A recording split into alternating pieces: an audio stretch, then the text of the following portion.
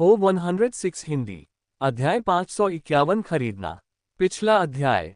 अगला अध्याय। धन्यवाद गेज, सिंगेन, इते गैफिन, Jonathan Davis, Chris Marshall, Ostrander, Patreon पर आपके संरक्षण के लिए।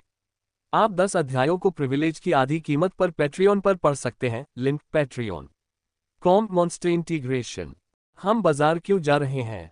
रेचेल ने निवास से बाहर आने के बाद पूछा। हमें कुछ चीजें खरीदनी हैं जो हमारी ताकत बढ़ाने के लिए आवश्यक हैं। मैंने उत्तर दिया, जिस पर उसने कुछ कहने के लिए अपना मुंह खोला, लेकिन जब मेरे मुंह से कोई शब्द नहीं निकला तो उसने अपना मुंह बंद कर लिया।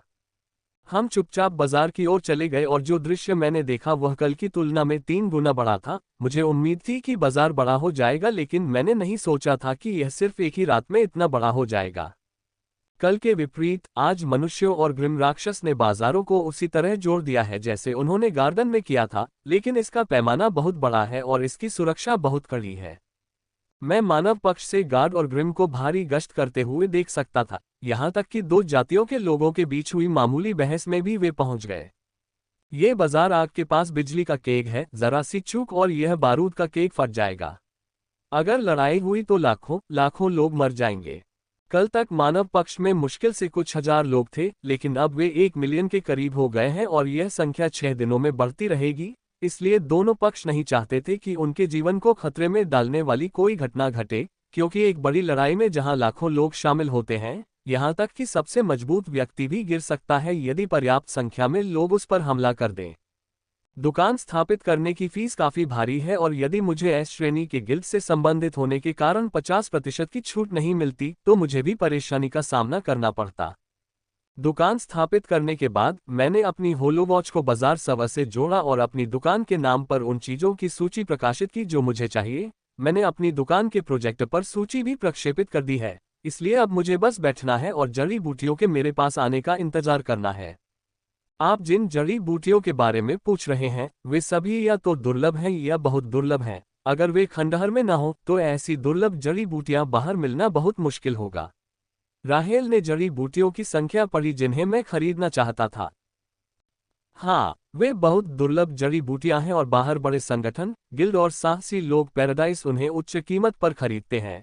इसलिए केवल इस जगह पर ही मुझे ऐसी दुर्लभ जड़ी बूटियां और दवाएं मिल पाएंगी, बाहर तो वे बाजार में आते ही गायब हो जाएंगी। freewebnovel_com। अगर मैं गलत नहीं हूं तो आपको उनसे औषधियां बनानी चाहिए, है ना? रेचेल ने पूछा, जैसा कि एल्केमिकल संगठन से किसी ने पूछा था। हाँ, मुझे कुछ आत्मा, शरीर और जीवन शक्ति को मजबूत करने वाले फॉर्मूले मिले हैं, मैंने जवाब दिया, लेकिन अगले ही पल मैंने पाया कि वे दोनों चौंक गए थे और रेचल ने अपने सुनहरे हाथ मेरे मुंह पर रख दिए। मैं उसके अचानक किए गए कार्य से आश्चर्यचकित था और उससे पूछना चाहता था कि उसने ऐसा क्यों किया, लेकिन मैंने ऐसा नहीं किया क्योंकि मैंने एक लड़की को हमारी दुकान में आते देखा था। क्या तुम्हारे पास सफेद आड़ू है?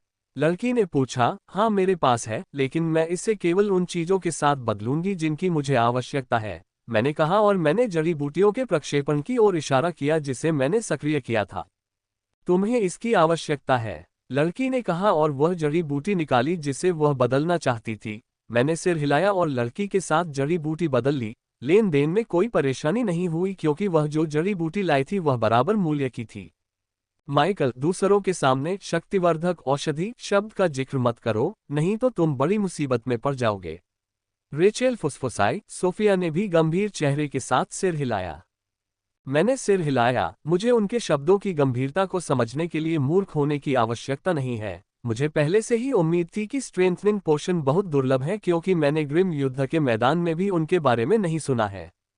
इसलिए मैं पहले से ही बहुत सतर्क था क्योंकि मैंने न केवल स्ट्रेंथनिंग समाधान की जड़ी बूटियों के लिए पोस्ट किया था, बल्कि अन्य जड़ी बूटियों के लिए भी पोस्ट किया था जो महत्वपूर्ण है। लोग हर कुछ सेकंड में मेरी दुकान पर आते रहे। कुछ लोग मेरे पास मौजूद जड़ी बूटियों की अदला बदली करते रहे, जबकि अन्य लोग रोबोट के पुर्जे और अन्य चीजें मांगते रहे। इन जड़ी बूटियों को प्राप्त करने के लिए मैंने अपने पास मौजूद सामान के साथ इतने व्यापक आदान प्रदान की पेशकश की कि रेचेल और सोफिया भी मेरे पास मौजूद सामान की मात्रा देखकर आश्चर्यचकित हो गईं। मैं उन्हें बताना चाहता हूं कि ये मेरे पास मौजूद सबसे कम महत्वपूर्ण चीजों में से हैं। अगर मैं उन्हें ज्ञान क्रिस्टल, बड़े चेक, सोल टेम्परिंग डायमंड, रहस्यमय अंगूठी और ग्रिम राक्षसों को मारने से प्राप्त भंडारण स्थानों के बारे में बताऊं तो वे हैरान रह जाएंगे। उनके पास भी महत्वपूर्ण चीजें हो सकती हैं, लेकिन मुझे नहीं लगता कि उनकी तुलना मुझसे की जाएगी। कुछ समय बाद रेचेल और सोफिया ने अपनी चीजों से सामान के लिए भुगतान करना शुरू कर दिया। मैंने उन्हें मना कर दिया, लेकिन उन्होंने मुझसे पूछा कि कौन सी जड़ी बूटियां शक्तिवर्धक औषधि के लिए हैं, जिसके बाद उन्होंने जोर दिया, सोफिया, तुम दुकानों से जड़ी बूटियां क्यों नहीं खरीद लेती, इस तरह हम बाजार से जल्दी निकल सकेंगे। मैंने सोफिया से पूछा, जो मेरी हमेशा की तरह की आवाज थी, लेकिन मेरे दिल में तीव्र उत्साह था। तुम सही कह रही हो, चलो रेचल, सोफिया ने कहा। ये सुनकर मुझे ऐसा लगा जैसे मेरे पेट में घूंसा लग गया हो। मैंने ये योजना तब बनाई थी जब हम बाजार जा रहे थे और यह सवाल पूछने के लिए सही मौके का इंतजार कर रहे थे, लेकिन सोफिया ने फिर से सब कुछ विफल कर दिया। मैं बस रेचल के साथ कुछ समय अकेले बिताना चाहता था ताकि मैं उससे सुबह के बारे में पूछ सकूं। उसका व्यवहार देखकर मैं उसे बुरा भला कहना चाहता था। मैंने चुपके से रेचल का हाथ पकड़ लिया, लेकिन वह आसानी से मेरी पकड़ से छूट गई और मुझे चिढ़ाने वाली मुस्कान देते हुए सोफिया के साथ चली गई। रेचल का व्यवहार वास्तव में भ्रमित करने वाला है। सुबह के उस चुंबन के बाद से वह कभी करीब आती, कभी दूर। उसके मिश्रित संकेत मुझे भ्रमित कर रहे थे और यातना से कम नहीं लग रहे थे, और सबसे बुरी बात यह है कि वह ये सब जानबूझकर यातना देने के इरादे से कर रही थी, और मैं, जो उस पर एक निराशाजनक क्रश था, उस पर गुस्सा भी नहीं कर सका। दुकान में अकेले मैं उन लोगों की देखभाल करता हूं जो एक्सचेंज के लिए आते हैं, और उन लोगों को भगा देता हूं जो मेरे पास मौजूद सामान खरीदना चाहते हैं, लेकिन उनके पास वो कुछ भी नहीं है जो मैं चाहता हूं। ये लोग प्रक्षेपण पर स्पष्ट नोट के बावजूद मेरे पास आते हैं जिसमें कहा गया है कि मैं केवल उन चीजों के साथ सामान बदलना चाहता हूं जो प्रोजेक्ट की गई हैं। जब मैं दुकान की देखभाल कर रहा था तो ग्रिम राक्षस और मानव के बीच एक छोटी सी घटना घटी। हालांकि ऑगमेंट छोटा था, लेकिन उसने कुछ ही सेकंड में दोनों तरफ से सैकड़ों गार्डों को इकट्ठा कर लिया था। मामले को सुलझाने में 1 मिनट भी नहीं लगा, लेकिन पूरा बाजार आकर्षण का केंद्र बन गया, क्योंकि दोनों पक्षों के लोगों ने लड़ाई छिड़ने की स्थिति में लड़ने के लिए अपने हथियार तैयार कर लिए थे। लगभग 2 घंटे बाद रेचेल और सोफिया बहुत सारी जड़ी बूटियां लेकर वापस आई जिनकी हमें जरूरत थी, और मैंने भी वे सभी जड़ी बूटियां खरीद ली जो मुझे खरीदने की जरूरत थी। इसलिए मैंने दुकान बंद कर दी और सभी 17 औषधियों की औषधि सामग्री लेकर वापस अपने निवास स्थान पर चला गया। ये बहुत अच्छा होता यदि जिम यहाँ होता। कुछ औषधियों के लिए बुनियादी रसायन विज्ञान कौशल की आवश्यकता होती है, मैंने रेचेल और सोफिया के साथ निवास में प्रवेश करते हुए कहा। जैसे ही मैंने कहा, मेरे शरीर के सारे रोंगटे खड़े हो गए और मैंने पाया कि रेचल मुझे बहुत डरी हुई नजरों से देख रही थी। क्या तुम्हें नहीं पता कि मैं कीमियागर संगठन से हूँ? क्या तुम्हें नहीं पता कि मैं कुछ कीमियागर कौशल भी जानती हूँ? रेचल ने बहुत धीमी आवाज में कहा। बकवास। रेचल बहुत गुस्से में है, वह बहुत गुस्से में है। उसे मुझ पर बहुत गुस्सा करते हुए देखकर मैंने मदद के लिए सोफिया की तरफ देखा, केवल ये देखने के लिए कि वह मेरी कीमत पर मजा लेने के लिए मेरी तरफ देख रही थी। वह शापित जिम, अगर वह न होता तो मैं ऐसी बात नहीं कहता। जिम ने कहा था कि तुम तीनों भाई बहनों का जन्म कीमिया संगठन में होने के बावजूद कीमिया के बारे में शून्य ज्ञान है। मैंने हकलाते हुए समझाया, ये वही शब्द थे जो उसने तब कहे थे जब मैंने उससे राहेल और उसकी बहन के कीमिया कौशल के बारे में पूछा था। मैंने जिम को बस के नीचे फेंकने में संकोच नहीं किया, क्योंकि यह वही था जिसने मुझसे ये शब्द कहे थे। उस छोटे कमीने को मैं वापस आने पर देखूंगी, राहेल ने दांत पीसते हुए कहा, और फिर मेरी ओर मुड़ी, जिससे मैं फिर से बुरी तरह डर गई, और मैंने अपने आप से वादा किया कि मैं राहेल को कभी भी नाराज नहीं करने की पूरी कोशिश करूंगी। मुझे वह औषधि का फॉर्मूला दे दो और जड़ी बूटियां निकाल दो, मैं तुम्हें अपना शून्य रसायन विज्ञान कौशल दिखाऊंगी, रेचल ने कहा। बिना किसी हिचकिचाहट के मैंने उससे फॉर्मूला भेज दिया और साथ ही जड़ी बूटियां और दवाइयां भी निकालनी शुरू कर दी, जिन्हें मैंने उन्हें प्राप्त करते समय पहले ही अलग कर रखा था। मेरे लिए जड़ी बूटियां और दवाइयां लेते हुए उसने अपनी होलोवॉच पर कुछ बटन टाइप किए और अगले ही पल जमीन से एक बड़ा काउंटर प्रकट हुआ। उसने सभी जड़ी बूटियां और दवाइयां काउंटर पर रख दी और अपने भंडार से विभिन्न रसायन विज्ञान के उपकरण निकालने से पहले सूत्र पढ़ना शुरू कर दिया। अगर मैं उसे पहले रसायन विज्ञान के उपकरण निकालते हुए देखता तो मुझे आश्चर्य होता, लेकिन अब उसने जो कहा उसे सुनकर मैं अब और घिरा हुआ नहीं हूं। जब उसने उपकरण निकाल लिए तो उसने वास्तविक कीमियागिरी करना शुरू किया, जो वास्तव में एक जटिल प्रक्रिया है। एक साधारण गलती से सभी सामग्री बर्बाद हो सकती है। राहेल ने एक विलक्षण प्रक्रिया के साथ औषधि बनाना शुरू किया। उसकी गतिविधियां तरल थीं और उनमें एक भी त्रुटि नहीं देखी जा सकती थी। राहेल को इस तरल होने के लिए काफी अनुभव होना चाहिए था। उस कमीने को, मैंने मन ही मन जिम को कोसा। अगर ये हुनर नहीं थे तो क्या हुआ, लेकिन जब मैंने उसकी तुलना जिम से की तो लगा कि उसमें बहुत कमी है। मैंने जिम को कई बार औषधियां बनाते देखा है और जब मैं उन दोनों से तुलना करता हूं तो उनके कौशल में स्पष्ट अंतर देखा जा सकता है। जिम की तुलना में रेचेल नौसिखिया लगती है, लेकिन मैं इतना मूर्ख नहीं हूं कि ऐसा कहूं और फिर से क्रोध सहूं। कीमिया एक धीमी प्रक्रिया है, इसलिए कुछ देर तक रेचेल को काम करते देखने के बाद मैं वहां से चला गया और रेचेल को उस कृति में अपना काम करने दिया। जबकि रेचेल औषधि बनाने में व्यस्त थी, मैं उस पुस्तक को पढ़ने में व्यस्त थी जिसे पढ़ने का मुझे कल से मौका नहीं मिला था, जबकि सोफिया ने मेरे आश्चर्य के लिए एक पुस्तक खोली और पढ़ना शुरू कर दिया। सोफिया का किताब पढ़ना मेरे लिए काफी आश्चर्यजनक था, क्योंकि उसका व्यक्तित्व आवेगशील और अधीर है, इसलिए उसके पास पढ़ने के लिए बहुत कम समय होता है। औषधि तैयार है। मैं किताब में खोया हुआ था जब मैंने अचानक रेचल की आवाज सुनी। मैंने किताब नीचे रख दी और काउंटर की ओर चला गया जहां मैंने बड़े बीकर में ग्रीन पोशन देखा। तो यह औषधि क्या है? सोफिया ने उबलते हुए औषधि को देखते हुए पूछा। तभी मुझे एहसास हुआ कि मैंने रेचेल को केवल सूत्र और जड़ी बूटियां दी थीं, लेकिन औषधि का नाम और प्रकार नहीं बताया था। इसलिए मैंने डरते हुए रेचल की ओर देखा कि क्या वह मुझसे नाराज है या नहीं, और जब मैंने देखा कि उसके चेहरे पर कोई गुस्सा नहीं था तो मुझे काफी राहत महसूस हुई। ये शारीरिक शक्तिवर्धक औषधि है। मैंने कहा कि मैंने औषधि का नाम नहीं बताया, क्योंकि सार्वभौमिक भाषा में ये कुछ अजीब बात है और मुझे आम भाषा में इसके लिए सही शब्द खोजने में समस्या हो रही है। माइकल, तुम ताकत बढ़ाने वाली औषधियों के फॉर्मूले जानने की बात मत करो, लोग ऐसी चीजों के लिए हत्या करते हैं। रेचेल ने भारी आवाज में कहा, हाँ, ऐसी बातें मत करो। मेरे भाई के दोस्त को एक ताकत बढ़ाने वाले फॉर्मूले के लिए यातना दी गई थी। सोफिया ने भी कहा, freewayBNENewL.com। ठीक है, मैंने कहा और अपने आप को चेतावनी दी कि ऐसी बात सार्वजनिक रूप से न कहूं। तो क्या हम इसे पी लें? सोफिया ने कहा जब रेचेल ने औषधियों को 6 भागों में बांटा। हाँ, हम इसे पी सकते हैं। मैंने कहा, रुको। मैंने कहा जब सोफिया काउंटर के पास रखी औषधि की बोतल पीने वाली थी। चलो अभ्यास कक्ष में चलते हैं। औषधि पीने के तुरंत बाद शरीर को साफ करने वाला व्यायाम करने से औषधि बेहतर तरीके से पचती है। मैंने कहा, सचमुच? सोफिया ने पूछा। हाँ, मैंने खुद इसका अनुभव किया है, मैंने कहा और हम प्रशिक्षण कक्ष की ओर चल पड़े। गल्प। अपने आप पर अधिक दबाव मत डालो, आज हमारे पास पीने के लिए अन्य औषधियां हैं, मैंने कहा इससे पहले कि मैं औषधि पीता और शरीर शुद्धिकरण तकनीक का प्रदर्शन शुरू करता। मैंने धीरे धीरे शरीर को साफ करने की तकनीक का प्रयोग करना शुरू कर दिया, इसमें आगे बढ़ने की परवाह किए बिना। मेरा लक्ष्य औषधि को पचाना है और इसके लिए अन्य विकल्प भी हैं जिन्हें मुझे तैयार करना है और शरीर को साफ करने की तकनीक का प्रयोग करना है। पीने के कुछ ही सेकंड बाद एक धधकते ज्वालामुखी के समान ऊर्जा मेरे शरीर के हर इंच में फैल गई, जिससे मुझे ऐसा महसूस हुआ जैसे मैंने औषधि नहीं बल्कि लावा पी लिया हो। आह आह! इतना दर्द महसूस करते ही मैं जोर से चिल्लाया और मैं अकेला नहीं था, सोफिया और रेचल भी चिल्लाई थी। बकवास। औषधि के विवरण में इस नरक जैसे दर्द के बारे में कुछ भी नहीं बताया गया था। इससे पहले मैंने जो औषधियां पी थीं, उनसे मुझे कोई असहज अनुभूति भी नहीं हुई थी, लेकिन इसने मुझे नरक जैसी यातना दी। दर्द जैसा यातना महसूस करने के बावजूद हम में से किसी ने भी शरीर को साफ करने का अभ्यास करना बंद नहीं किया।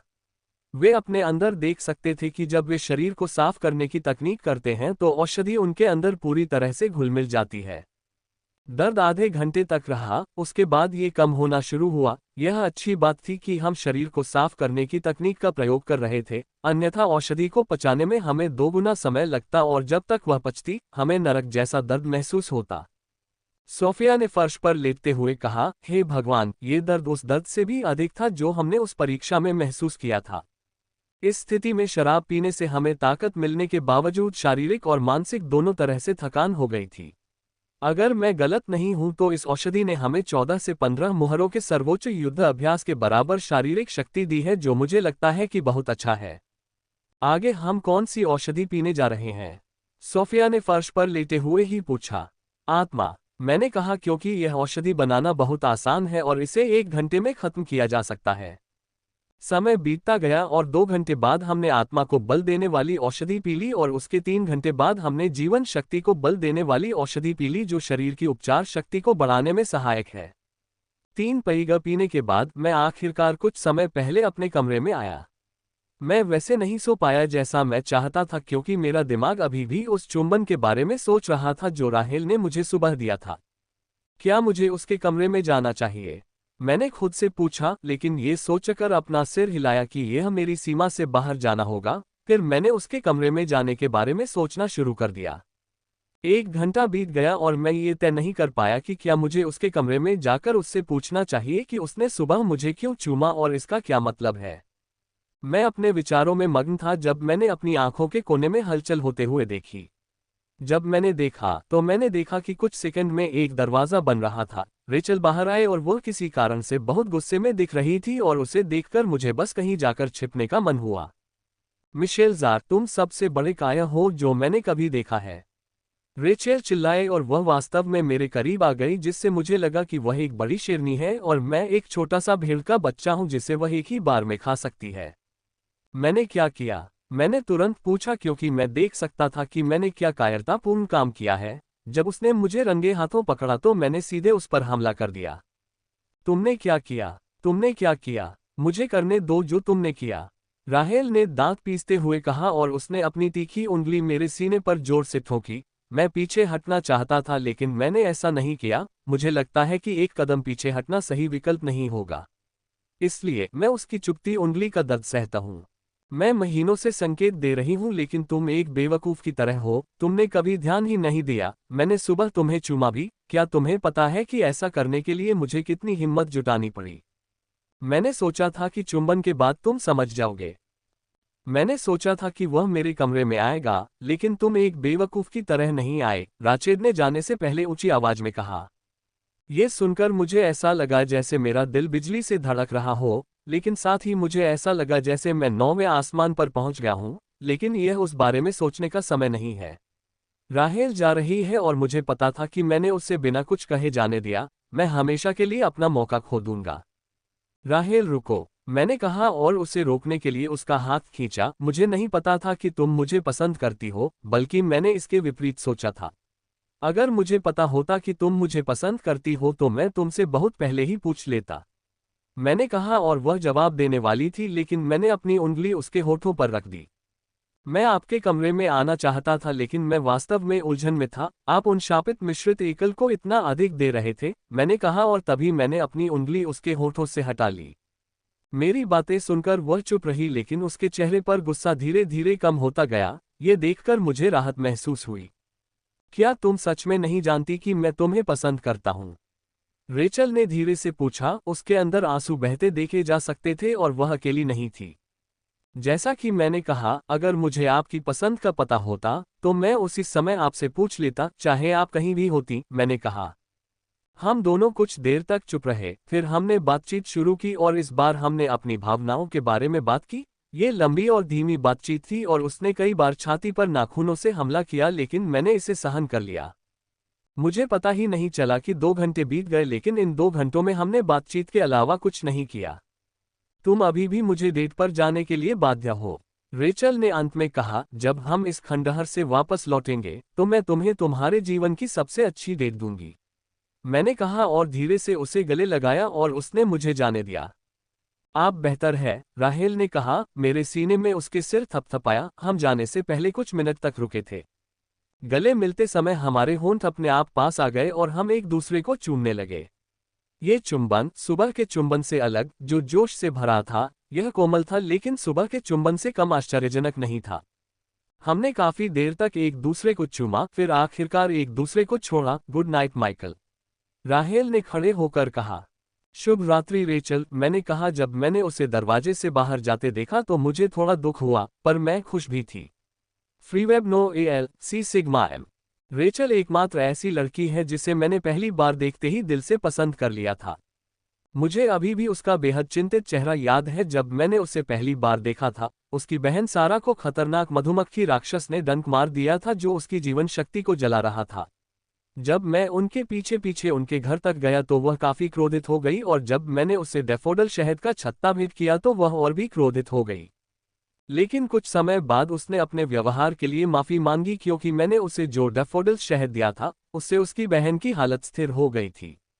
उसके बाद हम कई बार मिले और अब जब मैं उन यादों को याद करता हूँ तो मैंने पाया कि रेचल ने मुझे पसंद करने के बारे में कुछ संकेत दिए थे, लेकिन ये संकेत बहुत ही गलत थे और इनमें से कुछ का आसानी से गलत अर्थ निकाला जा सकता था और शायद इसीलिए मुझे यह आभास हुआ कि रेचल मुझे पसंद नहीं करती थी या डेट के लिए सहमत होने के लिए पर्याप्त रूप से मुझे पसंद नहीं करती थी। लेकिन अब जब वह मुझे मिल ही गई है तो मैं उसे कभी नहीं जाने दूंगा। समय बीतता गया और हर दिन हम औषधि पीते और अधिक शक्तिशाली होते गए और ये देखते हुए कि हमारे पास पर्याप्त सामग्री है, हमने फिर से वैसी ही औषधि पी ली, ये जानते हुए भी कि यह काफी व्यर्थ होगा और इससे मिलने वाला उत्साह काफी कम हो जाएगा। हम अभी भी औषधि पीते हैं क्योंकि हमें ग्रैंड पैलेस में हर तरह की ताकत की आवश्यकता होगी। इसलिए हमने बहुत कीमती जड़ी बूटियों और दवाओं के बारे में ज्यादा परवाह नहीं की, हम उन्हें पानी की तरह पी रहे हैं। हमारे दिमाग में केवल एक ही लक्ष्य था और वह था मजबूत होना। दूसरों के लिए ये बेकार हो सकता है, लेकिन मुझे नहीं लगता कि अतिरिक्त औषधि पीना वह बर्बादी होगी क्योंकि वे हमारे शरीर में विलीन हो गए थे। जब तक सोफिया और राहेल प्रमुख सफाई तक पहुंचते हैं, ये पचा हुआ औषधि कण शरीर से बाहर आ जाएगा और फ्यूज हो जाएगा। इसलिए यदि हम प्रमुख सफाई तक पहुंचते हैं तो हम अभी भी पी गए दूसरे औषधि से 60% से 70% प्राप्त करने में सक्षम होंगे।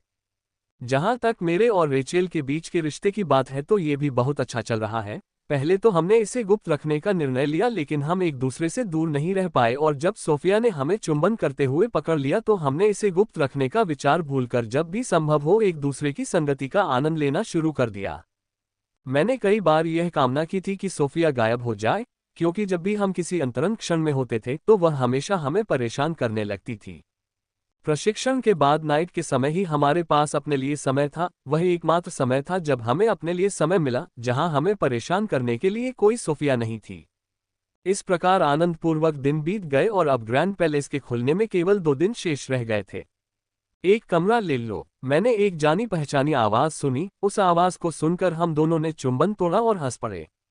रेचल मेरी गोद से उतरना चाहती थी, लेकिन मैंने उसे उतरने नहीं दिया। कई बार कोशिश करने के बाद भी वह अंततः रुकी और मेरी छाती से चिपक गई।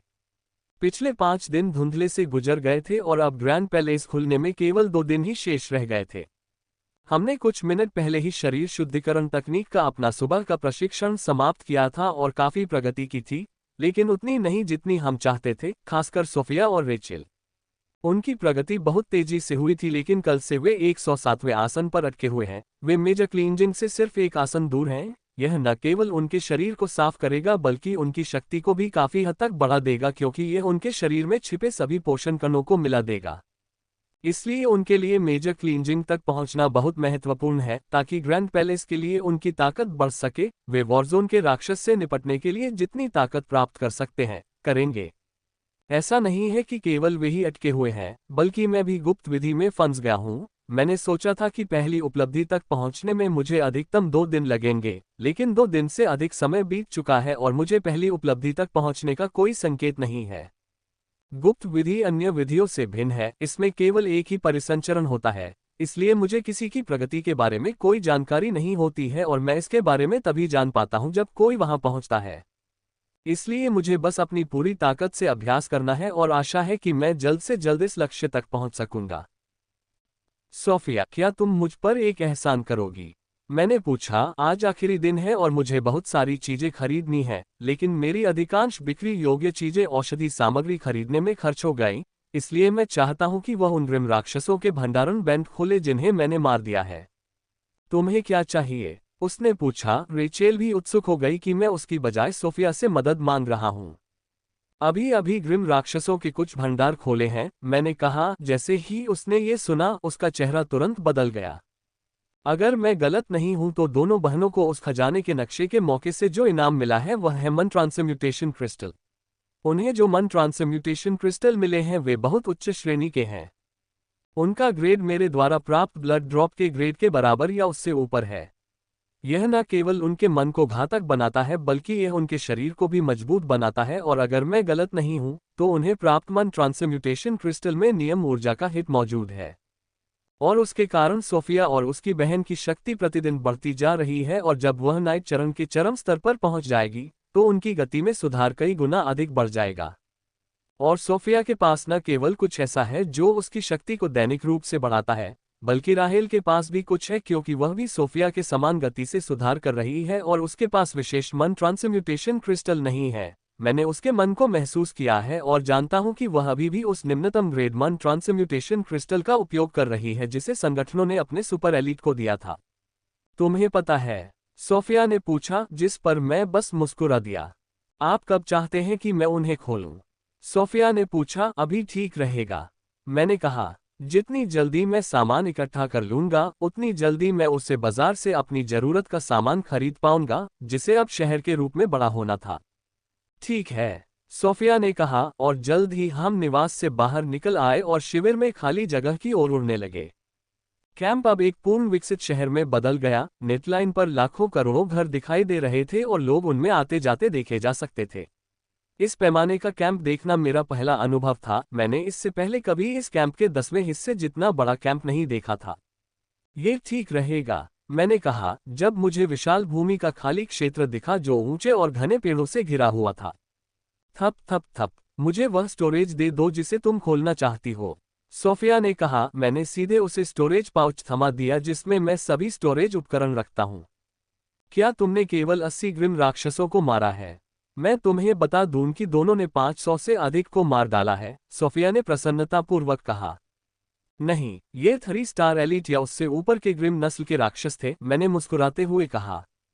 सोफिया का मुंह कुछ कहना चाहता था लेकिन वह बिना कुछ कहे ही बंद हो गया। उसका व्यवहार देखकर रेचेल हंस पड़ी, लेकिन सोफिया की तीखी नजर पड़ते ही वह रुक गई। हम देखेंगे कि तुम सच कह रहे हो या नहीं, सोफिया ने कहा और पहला सामान उतार दिया। धब, सोफिया ने जब स्टोरेज के सभी रिलीज फंक्शन सक्रिय किए तो अचानक हमारे सामने ढेर सारा सामान प्रकट हो गया। वहां बहुत सारी चीजें हैं, जड़ी बूटियां और दवाएं, धातुएं, राक्षस, मानव शरीर और अन्य सामान। सभी चीजों में से अधिकांश स्थान राक्षसों के अंगों द्वारा लिया गया है जिन्हें सावधानी से पैक किया गया था। fra@oval_com। चलो छांटते हैं, और जैसा कि मैंने पहले कहा था, आप लोग अपनी पसंद की कोई भी चीज ले सकते हैं, मैंने कहा, और अलग अलग भंडारणों में अलग अलग सामान रखना शुरू कर दिया, जो मुझे अपने लिए रखना है और जो मुझे बेचना है, और कुछ अन्य श्रेणियां। हमारी गति काफी तेज है। 20 मिनट के भीतर हमने सारा सामान छांटना समाप्त कर दिया और सोफिया ने अगला भंडारण जारी कर दिया और हमने फिर से भंडारण छांटना शुरू कर दिया। जैसे जैसे अधिक से अधिक भंडार खुलते गए, हमें कई रोचक और दुर्लभ वस्तुएं मिली, लेकिन मेरे पास जो सोल टेम्परिंग डायमंड है उसकी तुलना किसी से नहीं की जा सकती। Soul tempering diamond night stage के बीच सबसे दुर्लभ खजाने में से एक है। एक शक्तिशाली ग्रिमरेस राक्षस के भंडारण में भी इस तरह के खजाने को ढूंढना बहुत आसान नहीं है। माइकल, मैं ये धातु ले रही हूँ, सोफिया ने कहा। मैंने धातु को देखा और सिर हिला दिया। ये दुर्लभ धातुओं में से एक थी, लेकिन मुझे इसकी कोई आवश्यकता नहीं थी क्योंकि यह उस टोटेम कलाकृति के लिए आवश्यक नहीं है जिसे मैं तैयार कर रही हूँ। सोफिया और रेचेल कभी कभी कुछ चीजें मांगती हैं जो उन्हें पसंद होती हैं और मैं उन्हें दे देता हूं, क्योंकि जो चीजें वे मांगती हैं या तो मुझे उनकी जरूरत नहीं होती या वे दुर्लभ नहीं होती, और यदि चीजें दुर्लभ भी होती हैं तो मैं उन्हें दे देता हूं, क्योंकि एक तो मेरी बहुत अनुकूल है और दूसरी मेरी गर्लफ्रेंड होगी। समय बीतता गया और हमें इस सामान को सुझाने में लगभग 1 दिन लग गया, और हम भाग्यशाली थे कि हमें 2 चीजें मिली जो आत्मा को शांत करने वाले क्रिस्टल के समान स्तर की थीं, जिससे मैं वास्तव में बहुत खुश हुआ। पहली चीज हम तीनों ने आपस में बांट ली क्योंकि वह बड़ी मात्रा में थी, और दूसरी चीज मैंने खुद ली क्योंकि वह मेरी बहन के लिए बहुत उपयोगी है। सारा सामान छांटने के बाद हम सीधे बाजार गए। उन दोनों के पास खरीदने के लिए कुछ था और मेरे पास बेचने, खरीदने और बदलने के लिए ढेर सारा सामान था। मैंने इसके बारे में सारी बातें बता दी हैं। अब क्या आप मुझे इसके डिजाइन को बेहतर बनाने के लिए कोई सुझाव दे सकते हैं? मैंने पूछा। फिलहाल मैंने अपने स्विर्लिंग आर्मर को बुलाया है और उन्हें इसके सभी रहस्यों के बारे में बताया है ताकि वे इसके डिजाइन को बेहतर बनाने में मदद कर सकें। मैं पिछले 6 दिनों से इसके डिजाइन को बेहतर बनाने की कोशिश कर रहा हूं, लेकिन कोई सुधार नहीं हुआ है, इसलिए मैंने उनसे सुझाव मांगने का फैसला किया है। ये घूमता हुआ कवच उन चीजों में से एक है जिस पर मुझे सबसे अधिक गर्व है, और मैं इसके रहस्यों को राहेल के साथ भी साझा नहीं करता यदि आज आखिरी दिन न होता। कल ग्रैंड पैलेस खुलेगा और मुझे पता है कि मेरी मौजूदा ताकत मिडज़ोन के उन राक्षसों को चुनौती देने के लिए पर्याप्त नहीं है। इसलिए मैं अपनी ताकत को जितना संभव हो उतना बढ़ाना चाहता हूं, और यह घूमता हुआ कवच उन चीजों में से एक है जो मुझे वह प्रदान कर सकता है जिसकी मुझे आवश्यकता होगी। इसे पाने के लिए मुझे बस इसके डिजाइन में दोष को ठीक करना होगा। बहुत खूब। कवच को देखते हुए दोनों ने एक स्वर में कहा। सोफिया ने पहले घूमता हुआ कवच देखा था, लेकिन उसने केवल मेरे हाथ और पैर को ढका था, लेकिन अब यह मेरे हाथ, पैर, कंधे और छाती को ढक रहा है। ये सिर्फ पेट और कमर के हिस्से में अधूरा है। जब तक मैं साजन चरण तक का स्तर प्राप्त कर लेता हूँ, मैं बिना किसी अंतराल के पूरा कवच बनाने में सक्षम हो जाऊंगा। आपका यह अग्नि कवच कला का एक अद्भुत नमूना है। इसका डिजाइन इतना उत्कृष्ट और शक्तिशाली है। इसमें कोई आश्चर्य नहीं कि जब आप इस कवच को इस्तेमाल करते हैं तो आप अपनी शक्ति को इतना बढ़ा लेते हैं, सोफिया ने प्रशंसा करते हुए कहा। उसने मुझे इस कवच का उपयोग करते हुए देखा था और उसे अंदाजा था कि इससे मुझे कितनी ताकत मिल सकती है। इस कवच की बहुत सारी मांगें हैं। न केवल इसके लिए बहुत अधिक आत्मिक ऊर्जा की आवश्यकता होती है, बल्कि इसके सैकड़ों घुमावों को पूरी तरह से नियंत्रित करने की क्षमता पर भी नियंत्रण की आवश्यकता होती है। एक छोटी सी गलती पूरे कवच को ध्वस्त कर सकती है। राहेल ने ध्यान से मेरे कवच को देखा और जब उसने ऊपर देखा तो मैंने पाया कि वह ऐसी नज़र से देख रही थी जिसने अनजाने में मेरे छोटे भाई को थोड़ा कठोर बना दिया। मेरी उखड़ी हुई सांसों को देखकर रेचल ने मुझे चिढ़ाते हुए मुस्कुराया और फिर वह सोफिया की ओर मुड़ी और उसके साथ कवच के बारे में चर्चा की। सोफिया ने कहा, जब तक मैं अपनी आंखों से इसकी शक्ति को नहीं देख लूं, तब तक सुधार को सही रूप में समझना बहुत कठिन होगा। और उसने अपने भंडार से एक सुंदर हरे रंग की कृपाण निकाली। क्यों न हम लड़ें? इससे मुझे लड़ाई में आपके कवच के बारे में सही जानकारी प्राप्त करने में आसानी होगी, सोफिया ने कहा। ठीक है, मैंने कहा और अपनी लाल तलवार निकाल ली। अगर वह लड़ाई चाहती है तो मैं उससे लड़ूंगा।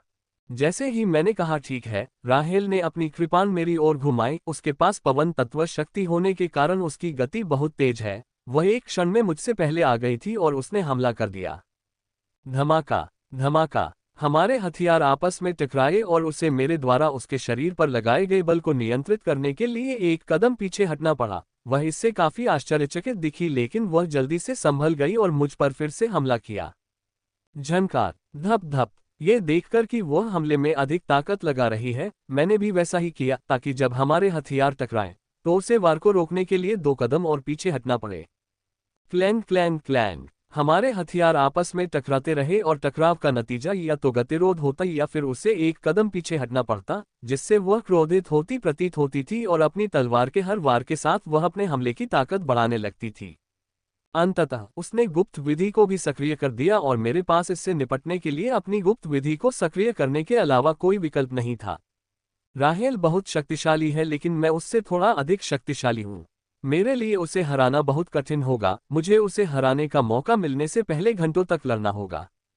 उससे लड़ते हुए मैंने देखा कि उसके हमलों में एक बहुत ही अजीब ऊर्जा मौजूद है। यह अजीब ऊर्जा न तो नियम शक्ति, मन या गुप्त विधि से है। ये बहुत ही कम है। अगर उच्च इंद्रियों ने मुझे मारने के लिए तैयार नहीं किया होता तो मैं इस अजीब ऊर्जा को महसूस नहीं कर पाता। ठीक है, अब हम रुक सकते हैं। मुझे अच्छी तरह से पता चल गया है कि आपका अग्नि कवच कितना मजबूत है, राहेल ने लड़ाई के आधे घंटे बाद कहा।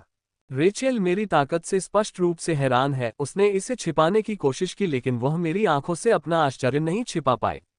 उसने शायद सोचा होगा कि मेरी ताकत उसके बराबर या उससे थोड़ी कम होगी, लेकिन इस लड़ाई ने उसे स्पष्ट रूप से बता दिया है कि मैं उससे अधिक शक्तिशाली हूं। मुझे एक विचार आया है, सोफिया ने अचानक कहा और अपना विचार बताने की कोशिश की, और जब मैंने इसे सुना तो मैं अपने मंदिर की मालिश करने से खुद को रोक नहीं सका। लेकिन मैंने फिर भी कोशिश की, लेकिन जैसा कि मैंने उम्मीद की थी वह विफल हो गई थी। हमने शाम तक विचार विमर्श किया, लेकिन कोई नतीजा नहीं निकला। मुझे लगा था कि वे मुझे कुछ सुराग दे पाएंगे, लेकिन वे भी मेरी तरह असहाय थे। घर वापस आने के बाद मैंने सबसे बढ़िया खाना पकाया और इसे बनाने में सबसे महंगी जड़ी बूटियां और मसाले इस्तेमाल किए। इससे ये भी मदद मिली कि मुझे कुछ ऐसे राक्षस मिले जो ग्रिम राक्षसों के भंडारण में सिल्वर फैंग हॉग के समान ही स्वादिष्ट थे। आज रात राहेल के साथ मेरी आखिरी रात है। ये कहना कठिन होगा कि हम पैलेस में एक ही स्थान पर रह पाएंगे या नहीं, लेकिन ऐसा होने की संभावना बहुत कम है। आज मैं मुख्य सफाई प्रक्रिया से गुजरूंगी, चाहे कुछ भी हो, सोफिया ने कहा। जब हम प्रशिक्षण में प्रवेश कर रहे थे तो उनकी प्रगति कुछ दिनों से रुकी हुई थी, क्योंकि वे शारीरिक सफाई तकनीक की 107वीं मुद्रा में फंस गए थे। मुझे गुप्त विधि में आगे बढ़ने में भी समस्या हो रही है, और इसके बारे में सबसे बुरी बात यह है कि मुझे नहीं पता कि मैं कब इस तक पहुंच पाऊंगा, क्योंकि मैं केवल इतना कर सकता हूं कि जितना संभव हो सके दमनकारी ऊर्जा को प्रसारित करूं और पहली उपलब्धि तक पहुंचूं। चलो शुरू करते हैं, मैंने कहा जब मैंने और सोफिया ने सोल टेम्परिंग डायमंड और सोल टेम्परिंग डायमंड को ऊर्जा अलगाव गठन के केंद्र में रखा। जैसा कि मैंने कहा, सभी ने प्रदर्शन करना शुरू कर दिया। मैंने भी हमेशा की तरह एक साथ 4 विधियों का अभ्यास करना शुरू कर दिया, लेकिन अब मैं मुख्य रूप से सीक्रेट विधि पर ध्यान केंद्रित कर रही हूं, क्योंकि दूसरे मेजर क्लींजिंग से गुजरने से पहले अभी भी समय है। मैंने भारी दर्द महसूस करते हुए अपनी आत्मा की सीमा पर दमनकारी ऊर्जा को प्रसारित करना शुरू कर दिया, जिसकी तुलना यातनापूर्ण दर्द से नहीं की जा सकती, ताकि मैं यातना के डर के बिना ऊर्जा को प्रसारित कर सकूं। समय बीतता गया, मैं दमनात्मक ऊर्जा प्रसारित करता रहा, लेकिन कोई परिणाम नहीं आया। सोफिया और रेचेल भी कुछ 10 मिनट पहले 107वीं चाल तक पहुंच गई थी, लेकिन वे 108वीं मुद्रा तक पहुंचने में असमर्थ हैं। हालांकि वे बहुत मेहनत कर रहे हैं और यदि वे कुछ समय तक इसी तरह प्रयास करते रहे, तो वे 108वें आसन तक पहुंचने में सक्षम हो सकते हैं और मेजर क्लींजिंग तक जा सकते हैं। मैं बस ये सोच रहा था कि जब मैंने अपनी आत्मा से टूटने जैसी आवाज सुनी, तो ऐसा लगा कि किसी काल्पनिक अशुद्धता परत ने मेरी आत्मा को पूरी तरह से ढक लिया है, और अब उस परत के टूटने को देखकर मैंने अपनी आत्मा से तनाव महसूस करने के बावजूद अधिक से अधिक दमनकारी ऊर्जा को प्रसारित करना शुरू कर दिया। मैं प्रथम उपलब्धि तक पहुंचने के बहुत करीब हूं। जब तक मैं अपनी आत्मा को ढकने वाली अशुद्धता की इस काल्पनिक परत को पूरी तरह से नष्ट नहीं कर देता, मैं प्रथम उपलब्धि तक पहुंच जाऊंगा और इसके लाभ अकल्पनीय होंगे। टकराना। मैंने अपनी आत्मा से एक जोरदार धमाका सुना और वह काल्पनिक परत मेरी आत्मा से अलग हो गई। अगले ही पल मैंने खुद को बिल्कुल अलग जगह पर देखा। इस जगह का वर्णन करना कठिन है, क्योंकि यहाँ कुछ भी नहीं बल्कि सब कुछ है। इस जगह पर मैं अपने जीवन की हर याद को पूरी स्पष्टता के साथ देख सकता था, और कोई भी याद जो मैं देखना चाहूं, वह मेरी आंखों के सामने आ जाएगी। क्या ये गहन अवचेतन मन महल है? मैंने सोचा। मुझे एक लेख याद है जो मैंने कुछ समय पहले पढ़ा था कि सब कुछ आत्मा से जुड़ा हुआ है और मन का क्षेत्र भी आत्मा में मौजूद है। यदि कोई काफी गहराई तक जाने में सक्षम है, तो वह उन चीजों को देखने और समझने में सक्षम है जिन्हें पहले कभी नहीं देखा जा सकता था।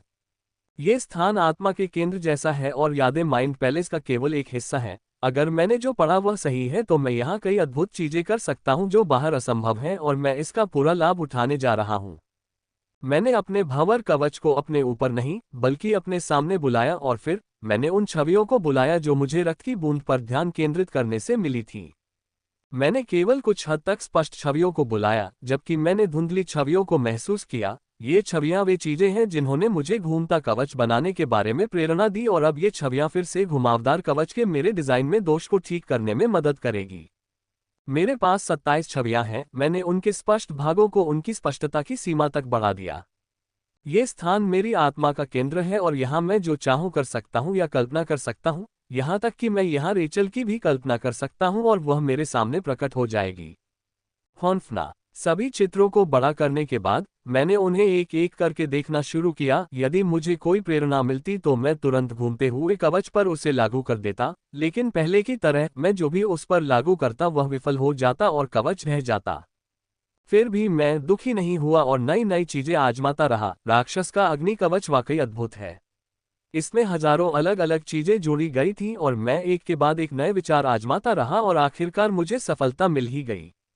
हॉन्फना। जब मैंने ये छवि देखी तो मेरे मुंह से अरे वाह निकल गया। पिछली बार जब ये छवि मेरे दिमाग में आई थी, तो मैं इसे 1 सेकंड के लिए ही देख पाया था। उसके बाद ये गायब हो गई और मुझे बहुत निराशा हुई, क्योंकि यह सबसे स्पष्ट छवि थी।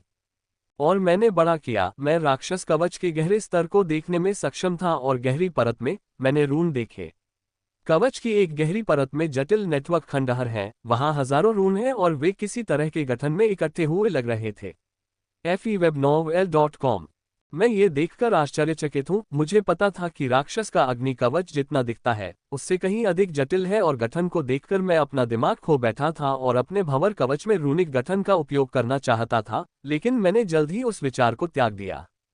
भले ही मुझे रून्स का विस्तृत ज्ञान हो और मैं एक सरल संरचना जोड़ सकता हूँ, मैं ऐसा नहीं कर सकता क्योंकि मेरे पास रून्स को शक्ति देने के लिए मन या आत्मा ऊर्जा नहीं है।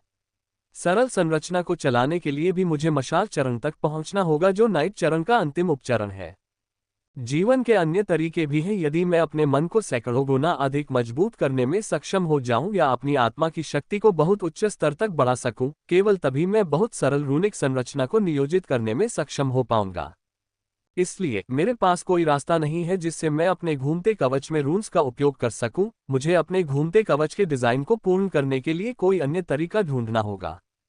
इसके साथ ही मैंने विभिन्न प्रकार के तरीके आजमाए, उनमें से कई असफल रहे और कुछ सफल भी हुए, लेकिन मेरे पास उनका उपयोग करने की ऊर्जा नहीं थी, इसलिए मैं केवल कोई अन्य तरीका खोजने का प्रयास ही कर सका। मैंने दूसरे को बड़ा किया और देखा कि मैंने राक्षसों के अग्नि कवच का पूरी तरह से अलग डिजाइन देखा।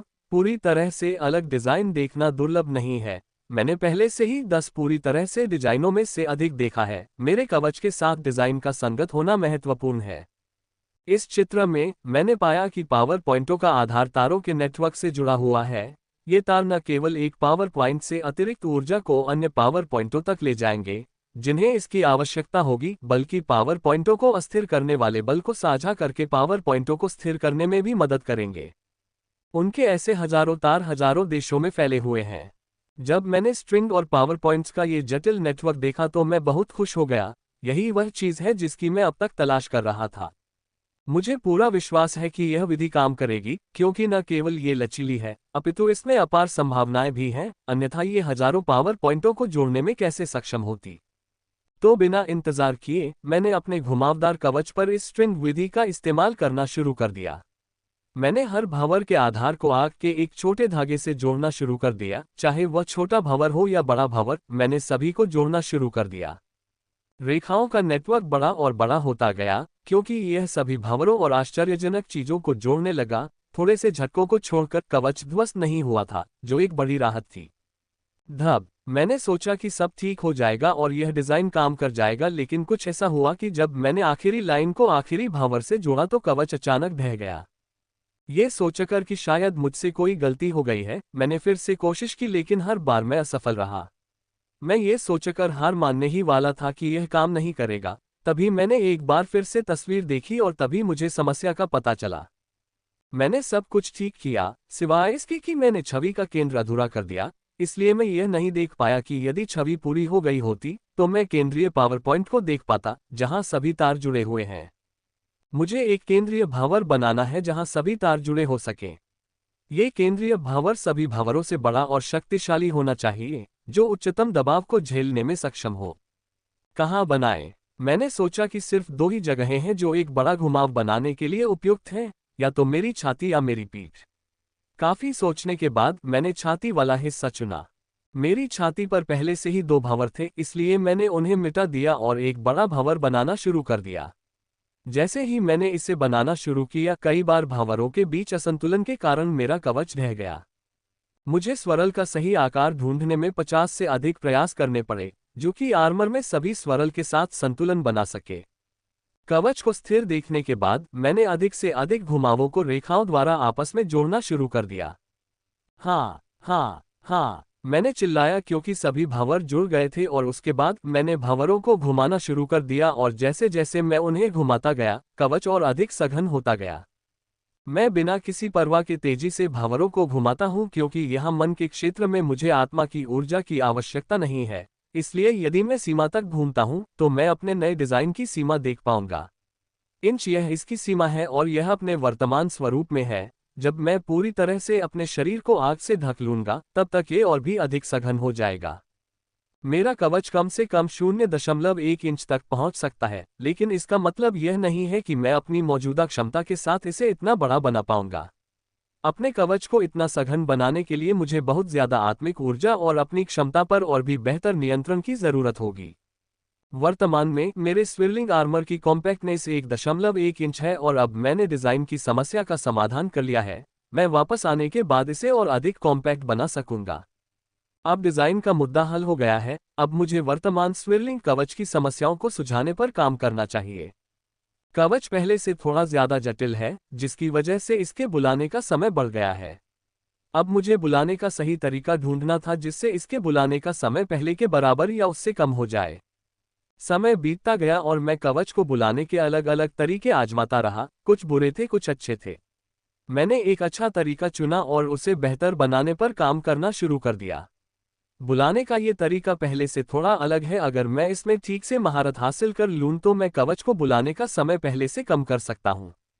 मैंने न केवल कवच बुलाने के समय को कम करने पर काम किया, बल्कि मैंने पूर्ण अग्नि कवच पर कुछ परीक्षण भी किए, जो मेरे पास तब होगा जब मैं लेफ्टिनेंट स्तर पर पहुंचूंगा। मैं ऐसा इसलिए कर रहा हूं क्योंकि मैं लेफ्टिनेंट स्टेज पर पहुंचने के बाद अचानक से चौंकना नहीं चाहता, इसलिए अगर मैं इसके लिए पहले से तैयारी कर लूं तो ये बहुत बेहतर होगा। अगर मैं सौभाग्य से ग्रैंड पैलेस में लेफ्टिनेंट स्टेज तक पहुंचने में सक्षम हो गया तो ये बहुत बड़ी मदद होगी। इसलिए जबकि अधिकांश समय मैं कवच तैयार करने के समय को कम करने पर ध्यान केंद्रित करता था, मैं समय समय पर संपूर्ण घूमता हुआ कवच बनाने का भी प्रयास करता था। भनभनाना। मैं अपने कवच पर काम कर रहा था जब मन का महल थोड़ा हिल गया और मुझे पता चला कि मेरा समय समाप्त हो गया है। यह अवसर किसी बड़े अवसर से कम नहीं था। मैं अपने भंवर कवच के दोषपूर्ण डिजाइन को सही करने में सक्षम था और साथ ही उन छवियों से बहुत प्रेरणा प्राप्त करने में सक्षम था जो भविष्य में मेरी बहुत मदद करेंगे। धप। जब मैं वापस आया तो मैंने पाया कि मैं शारीरिक रूप से बहुत कमजोर हो गया हूं और मैं सीधे जमीन पर गिर पड़ा। मानसिक रूप से मैं बिल्कुल ठीक हूं। मैंने अपने पूरे जीवन में कभी इतना शांत महसूस नहीं किया, लेकिन शारीरिक रूप से मैं बहुत थका हुआ महसूस कर रहा था और मेरे आसपास जानी पहचानी बदबू आ रही थी। हॉन्फना। फ्रे ए वेब नॉवल कॉम। जब मैंने अपनी स्थिति की जांच की तो मैं सदमे से दंग रह गया। मैं पहले कभी इतना सदमे में नहीं था। मुझे अपने होश में आने में थोड़ा समय लगा और मैंने अपनी स्थिति की अच्छी तरह से जांच की, जिससे मैं फिर से सदमे में और खुश हो गया। मैं जो समझ रहा हूं उसके अनुसार जब मैं प्रथम सिद्धि पर पहुंचा तो मैं मन के महल में प्रवेश कर गया था, लेकिन मेरा शरीर अनजाने में चारों विधियों का पालन करना जारी रखता है। ऐसा कहा जाता है कि हम ही हैं जो खुद को रोकते हैं और मैं अपने शरीर की स्थिति देखकर इससे पूरी तरह सहमत हूं। जब मैंने मन महल में प्रवेश किया तो मेरा अर्धचेतन शरीर वही करता रहा जो मैं कर रहा था, इसलिए मेरा शरीर सफाई तकनीक के आसन करता रहा। मैं सुप्रीम कॉम्बैट एक्सरसाइज और श्राव प्रसारित करता रहा और साथ ही मन को परिष्कृत करता रहा। जब मैं ये कर रहा था तो मेरा मन अनुपस्थित था। इसका मतलब है कि मुझे कोई दर्द, थकान या अन्य चीजें महसूस नहीं हुई जो मुझे रोकती हो। मैंने अपने शरीर की हर ऊर्जा को बाहर निकालकर प्रदर्शन जारी रखा। अतः अर्धचेतन अवस्था में मैंने सर्वोच्च युद्ध अभ्यास की 3 मुहरें बनाई और चौथी मुहर बनाने से केवल 2 परिसंचरण दूर मैंने काफी मन को शुद्ध किया है और अपनी आत्मा के माध्यम से बड़ी मात्रा में दमनकारी ऊर्जा को प्रसारित किया है। जहां तक शरीर शुद्धिकरण तकनीक में मेरे द्वारा की गई मुद्रा का प्रश्न है, मुझे नहीं मालूम कि मैं कब अपने होश में आए। मुझे बहुत अधिक थकान महसूस हुई और इससे पहले कि मैं समझ पाती कि मैं कौन सी मुद्रा कर रही थी, मैं जोर से जमीन पर गिर पड़ी। इसलिए अब मैं अभ्यास के फुटेज की जांच करूंगा, जिसके लिए मुझे तब तक इंतजार करना होगा जब तक कि मेरे पास हिलने डुलने के लिए कुछ ऊर्जा न आ जाए, क्योंकि फिलहाल मैं पूरी तरह से थक चुका हूं। समय बीतता गया और जल्द ही 5 मिनट बीत गए और मुझे बैठने के लिए पर्याप्त ऊर्जा मिल गई। जब किसी तरह बैठने में सक्षम हुआ तो मैंने देखा कि राहेल और सोफिया दोनों अभी भी बॉडी क्लींजिंग तकनीक का प्रदर्शन कर रही थी और अभी भी 107वें पोज पर अटकी हुई थी, जिससे मुझे थोड़ी निराशा हुई। मैंने कुछ देर तक उन्हें देखा, फिर अपनी प्रैक्टिस की फुटेज देखने के लिए अपनी घड़ी खोली। रेचेल ने इस निवास के कुछ अधिकार मेरे साथ साझा किए हैं, इसलिए जब तक मैं कनेक्ट रहूंगा मैं अपने अभ्यास के फुटेज देख पाऊंगा। हा हा हा हा। 87वां चोदन 87 हा हा हा हा। जैसे ही मैंने फुटेज देखी मैं खुशी से पागलों की तरह हंसने लगा। मैं कुछ मिनट तक हंसा, फिर थकान के कारण रुक गया। मैं बहुत खुश हूं क्योंकि जब मैंने पहली उपलब्धि हासिल की थी तब मैं 87वें आसन पर पहुंच चुका था। मैं 56वां आसन कर रहा था और आज के लिए यही मेरी सीमा होती, लेकिन अर्धचेतन अवस्था में होने के कारण मैंने उस सीमा को तोड़ दिया। 31 पोज का मतलब है 3 छोटी छोटी सफाई। यह मेरे लिए एक नया रिकॉर्ड है और मैंने ये 31 पोज सिर्फ 6 मिनट में किए। कुछ ही मिनटों में मुझे ऐसा लगा जैसे मैंने माइंड पैलेस में 6 घंटे बिताए हों। आप लोग सोच रहे होंगे कि मैं पहले पागलों की तरह क्यों हंस रहा था। मैंने पूछा, लेकिन उनके थके हुए चेहरों के भाव को छोड़कर मुझे समझ नहीं आया। आमतौर पर मैं ये बात किसी को नहीं बताता क्योंकि इसमें मेरा रहस्य शामिल है, लेकिन मैंने पहले ही आप लोगों को अपने कई रहस्य बता दिए हैं, इसलिए यह बात बताने से आपको ज्यादा दुख नहीं होगा। मैंने कहा, जैसा कि आप नहीं जानते होंगे, लेकिन जब मैं अभ्यास करता हूं तो मैं 4 विधियों का एक साथ अभ्यास करता हूं, इसलिए जब मैं पहले स्तर पर पहुंचता हूं मैंने उन्हें बताना शुरू किया कि पहले क्या हुआ था और मैंने उन्हें माइंड पैलेस की अपनी यात्रा के बारे में भी बताया। जब मैंने बात करना शुरू किया तो पहले तो वे नाराज हुए, लेकिन जल्द ही उनके चेहरे पर आश्चर्य दिखाई दिया जो फिर से सदमे में बदल गया। सदमे के कारण उन्होंने एक सेकंड के लिए शरीर की सफाई भी रोक दी और गिरने के बारे में सोचा। यह अच्छा हुआ कि उन्होंने ऐसा नहीं किया, अन्यथा वे आज प्रमुख सफाई तक पहुंचने का मौका खो देते। मेरी बातें सुनने के बाद इन दोनों ने, जिनकी सारी ऊर्जा लगभग समाप्त हो चुकी थी, पुनः नए जोश के साथ प्रदर्शन करना शुरू कर दिया तथा कई बार असफल होने के बावजूद 108वें आसन तक पहुंचने का बार बार प्रयास किया। उन्होंने बहुत प्रयास किया, उन्होंने अपनी पूरी ऊर्जा केंद्रित की और अंततः वे 108वीं चाल तक पहुंचने में सफल रहे और ठीक उसी क्षण उसके बाद आने वाली अत्यंत दुर्गंध से निपटने के लिए मैंने परफ्यूम सक्रिय कर दिया। ये रेचेल ही थी जो सोफिया से 2 सेकंड पहले 108वें आसन पर पहुंच गई थी और अब वे मेजर क्लीनिंग का पूरा लाभ पाने के लिए अंत तक प्रदर्शन कर रही हैं। जब वे प्रदर्शन कर रहे थे, मैं उनकी युद्ध शक्ति पर नजर रख रहा था जो हर सेकंड बढ़ रही थी। मैं उनकी युद्ध शक्ति पर नजर रखने में इतना व्यस्त था कि मैं राहेल की संपत्तियों को देखना भूल गया, जिसका मैं आमतौर पर बहुत आनंद लेता हूं। शरीर में उपस्थित वे अपचित औषधि कण और कुछ अन्य ऊर्जाएं बाहर आकर शरीर के साथ पुनर्तः मिल जाती होंगी, जिससे वे हर क्षण अधिक शक्तिशाली बनते जाते होंगे। धप धप वे प्रदर्शन करते रहे और उनका शरीर पिघली हुई ऊर्जा के साथ विलीन होता रहा। ऐसा कुछ मिनटों तक होता रहा जब तक कि दोनों ने 108वां आसन पूरी तरह से नहीं कर लिया और फर्श पर गिर पड़े। आपने जो पहले कहा वह झूठ था, आपने हमें प्रेरित करने के लिए कहा था, है ना? रेचल ने मेरे करीब आते हुए पूछा। उसके प्रश्न पर मैंने केवल सिर हिलाकर नहीं कहा। वह एक क्षण के लिए चुप रही और मेरी ओर गौर से देखने लगी। आप एक प्रतिभाशाली व्यक्ति हैं, रेचल ने अचानक कहा, और इससे पहले कि मैं उसकी तारीफ समझ पाता, मैंने पाया कि उसके होंठ मेरे ऊपर थे और वह मुझे जोश से चूम रही थी और मैं एक खूबसूरत लड़की से चुंबन लेने से इनकार कर रहा था। एक कमरा ले लो, हमने सोफिया को कहते सुना, लेकिन हम चुंबन में इतने खो गए थे कि उसकी बात सुनने का मौका ही नहीं मिला। हमारी जीभें एक दूसरे के साथ नाचती रहीं जबकि हमारे दिलों में पटाखे जलने लगे। चुंबन करते समय मैंने महसूस किया कि मेरा छोटा भाई उठ गया है, लेकिन मैंने तुरंत उसे नियंत्रित कर लिया। हालांकि मैंने जल्दी ही उसे नियंत्रित कर लिया था। मुझे पता है कि राहेल ने भी इसे महसूस किया होगा, क्योंकि मैंने उसके शरीर में सिहरन महसूस की थी। हमने एक दूसरे को छोड़ने से पहले काफी देर तक चुंबन किया और अपने अपने कमरों की ओर चल दिए। उस गाढ़े परफ्यूम में भले ही डूबती हुई दुर्गंध हो, लेकिन वह अभी भी मौजूद थी, उस गंदगी के साथ जो सफाई के दौरान हमारे अंदर से निकली थी। आधे घंटे बाद मैंने प्रदर्शन समाप्त कर लिया और अब बिस्तर के किनारे बैठकर एक निश्चित दिशा में देख रहा था। यह इस खंडहर में हमारी आखिरी रात होगी, इसलिए मैं रेचल के साथ कुछ समय बिताना चाहता हूं, क्योंकि सुबह ग्रांड पैलेस उस विशाल नीली किरण से दिखाई देगा। जल्दी ही दरवाजा खुला और रेचल हमेशा की तरह शॉर्ट्स पहनकर बाहर आई। वह मेरे बगल में बैठना चाहती थी, लेकिन मैंने उसे थोड़ा खींचा ताकि वह मेरी गोद में बैठ सके। मिशेल, उसने कहा, और कुछ कहने ही वाली थी कि मैंने उसे चूमकर रोक दिया। मैं उसे जितना हो सके चूमना चाहता हूं, क्योंकि आज आखिरी दिन होगा जब मैं ऐसा कर पाऊंगा, क्योंकि महल में प्रवेश करने के बाद हमें मिलने में कम से कम 1 महीना लगेगा। मेरे पास आपके लिए कुछ है, मैंने कहा, और एक हथेली के आकार का सुंदर लाल डिब्बा लेकर उसे दे दिया। यह क्या है? उसने मुझसे डिब्बा लेते हुए कहा। इसे मत खोलना। जब वह डिब्बा खोलने ही वाली थी तो मैंने कहा। ये सुनकर उसने अपनी सुंदर भौं मेरी ओर उठाए। इसे अपने जन्मदिन पर खोलना। मैंने कहा, 6 दिन बाद रेचेल का जन्मदिन है। मुझे बहुत अच्छा लगता अगर मैं उस दिन उसके साथ होती, लेकिन मैं ऐसा नहीं कर सकती क्योंकि हम हजारों मील दूर अपनी सम्मानजनक चौकी पर होंगे। तुम्हें पता है कि मेरा जन्मदिन 21 तारीख को है?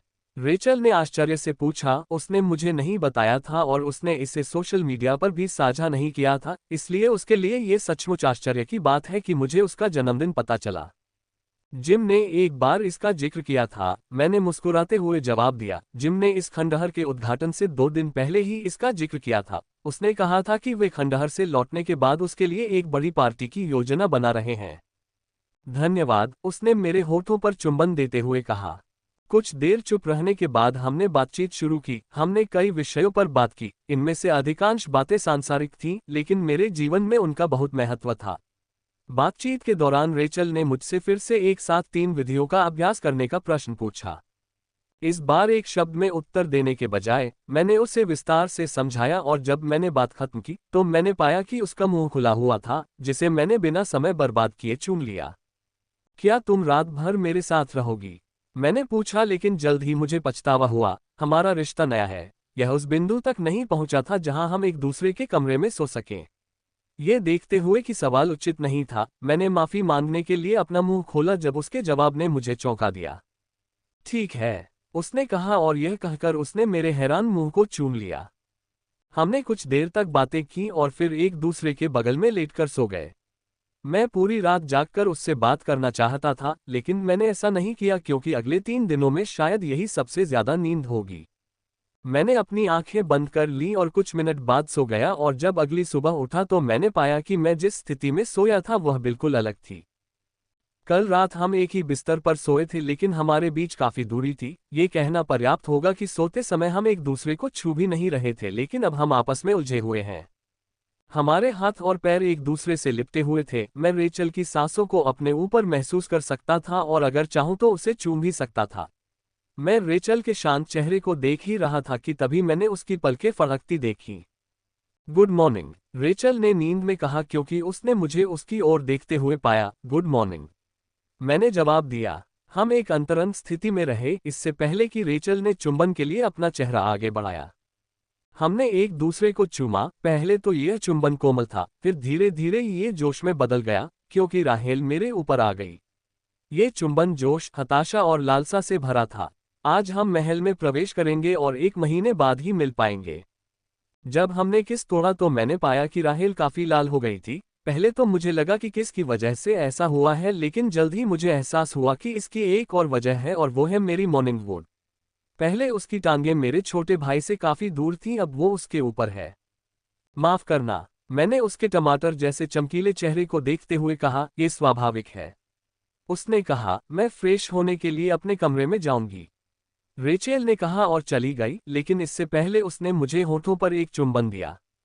सांस, मैंने उसे जाते हुए देखा और फिर मैं फ्रेश होने और नहाने के लिए बाथरूम में चला गया। 15 मिनट बाद मैं बाहर आया और अपना सारा सामान पैक किया और अपने कपड़े पहनकर प्रशिक्षण कक्ष की ओर चल दिया। हम काफी जल्दी उठ गए थे, इसलिए अभी भी सुबह होने में 1 घंटा बाकी था। इसलिए मैंने प्रशिक्षण कक्ष में जाने और वही करने का निर्णय लिया जो मैं कल रात कर पाया था। प्रशिक्षण कक्ष के केंद्र में खड़े होने पर मेरी अग्नि क्षमता ने मेरे शरीर को ढकना शुरू कर दिया।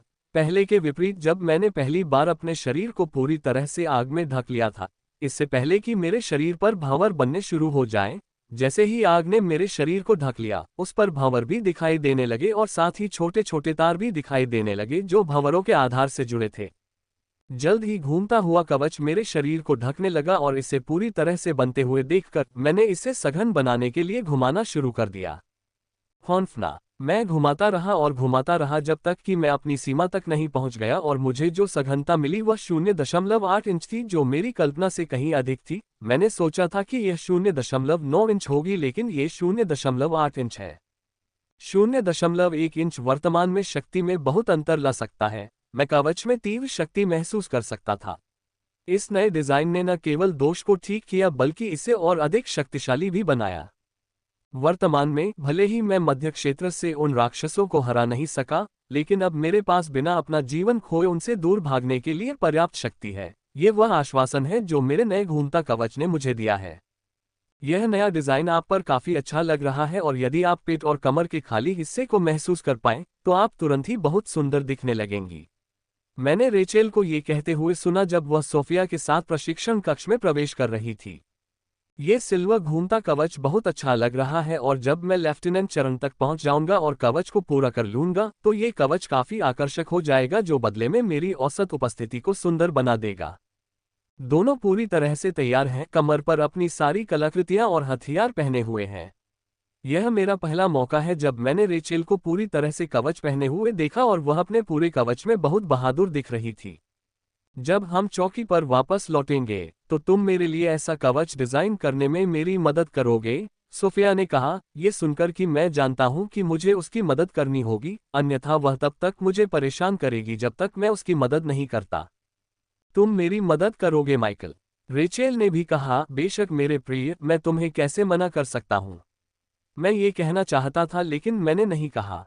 चलो जल्दी से खाना खा लो, महल पर लगी नीली परत जल्दी ही गायब हो जाएगी, सोफिया ने कहा। मैंने सिर हिलाया और खाना खाने के लिए रसोई की ओर चला गया। अपना भोजन समाप्त करने के बाद हम बाहर गए और राहेल ने अभी अपना निवास स्थान निष्क्रिय किया और उसे भंडारण में रखने ही वाली थी कि तभी ग्रांड पैलेस को ढकने वाली चमकदार नीली परत अचानक गायब हो गई। बहुत खूब। जब ग्रैंड पैलेस का पूरा दृश्य हमारे सामने आया तो हम तीनों ने एक स्वर में कहा कि ये दस्तावेजों में वर्णित से कहीं अधिक भव्य है। ग्रैंड पैलेस दस्तावेजों में वर्णित से कहीं ज्यादा भव्य है। मैंने इसकी जीवंत पेंटिंग देखी है, लेकिन हमारे सामने तैर रही असली चीज से इसकी तुलना नहीं की जा सकती। ऐसा लग रहा था जैसे ये पवित्र संगमरमर से बना है और इसे देखकर बहुत शांति महसूस होगी। मैं इसकी एक तस्वीर लेना चाहता हूं, लेकिन मुझे पता है कि इसका उपयोग नहीं किया जाएगा। इसमें कहा गया है कि महल किसी प्रकार का एकल जारी करता है जिससे इसका कोई वीडियो शूट करना या कोई तस्वीर लेना मुश्किल हो जाता है। पुल जल्दी ही दिखाई देने लगा। हमने हवा में सांस ली और महल की ओर बढ़ गए। जब हम जा रहे थे तो दूसरे लोग भी जा रहे थे। मैं देख सकता था कि हर पल हजारों घर गायब हो रहे थे क्योंकि उनके मालिक महल की ओर बढ़ रहे थे।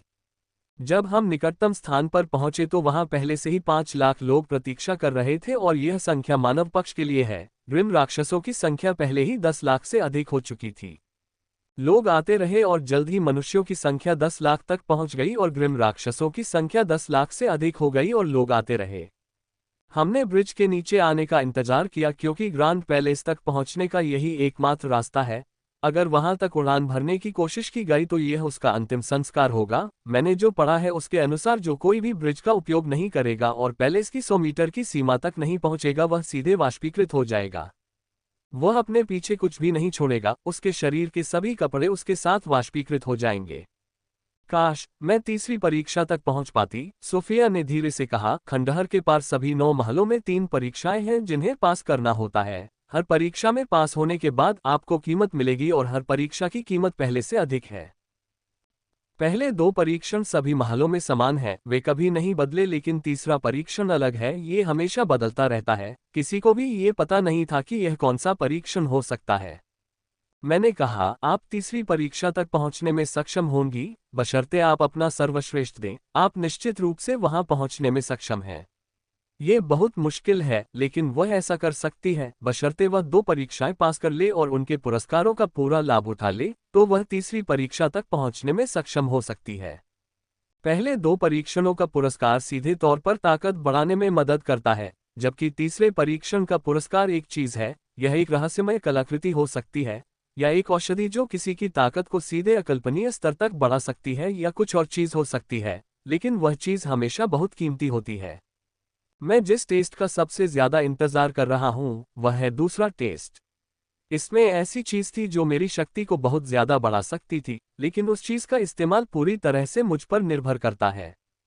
समय बीतता गया और लगभग 1 घंटा बीत गया और शिविर में उपस्थित सभी लोग आ चुके थे, चाहे वे मनुष्य हों या ग्रिम राक्षस, वे सभी आ चुके थे और अब पुल के नीचे आने का इंतजार कर रहे थे।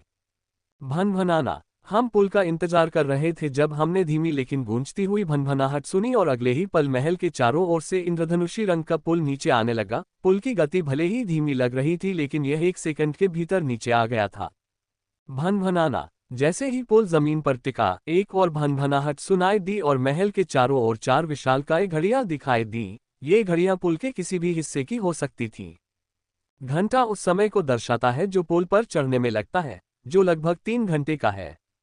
लाखों लोग पुल की ओर दौड़ पड़े, हजारों लोग भगदड़ का शिकार हो गए। ये दृश्य देखने लायक था।